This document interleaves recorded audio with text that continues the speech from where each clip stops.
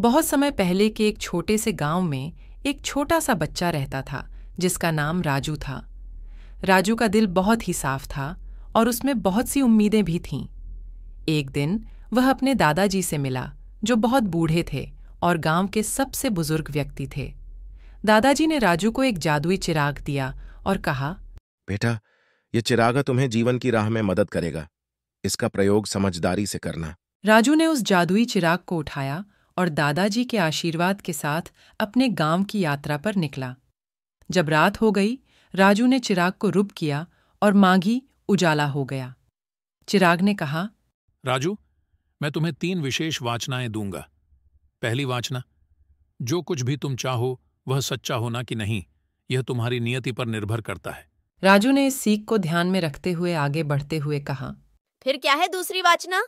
चिराग मुस्कुराया और कहा, दूसरी वाचना, जीवन का मजा उसी के साथ है जिसे तुम चाहते हो और उसकी मदद करते हो।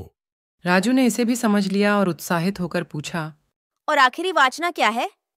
चिराग ने धीरे से कहा, तीसरी वाचना, जितना तुम्हें चाहिए उतना ही दूसरों के साथ साझा करो।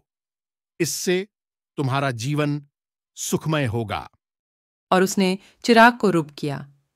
चिराग ने अचानक गांव को एक नया रूप देखा जिसमें सभी को शिक्षा, स्वास्थ्य और सुरक्षा की सुविधा मिल रही थी।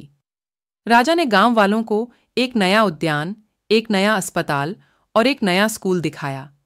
गांव वाले हैरान होकर बोले, ये सब कैसे हो गया? राजा ने हंसते हुए कहा। गांव वाले ने राजू की ओर मुड़कर कहा, तुमने हमारे गांव को बदल दिया राजू।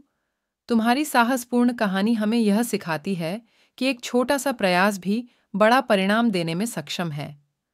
राजू ने धन्यवाद दिया और फिर चिराग की मदद से अपने गांव को और भी सुंदर बनाने का कार्य जारी रखा। उसका जीवन और भी रोमांटिक और जादुई हो गया।